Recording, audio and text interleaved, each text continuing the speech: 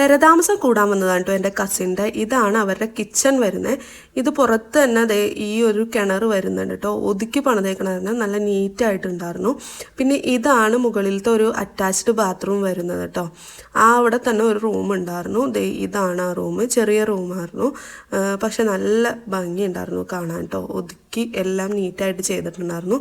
ഇവിടെ മാത്രമാണ് അത്യാവശ്യം തിരക്കില്ലാതെ. പിന്നെ ഇതാണ് വരുന്നത് നമ്മുടെ പുറത്തെ ഒരു ഏരിയ ഉണ്ടല്ലോ മുകളിൽ, ആ ഒരു ഭാഗം.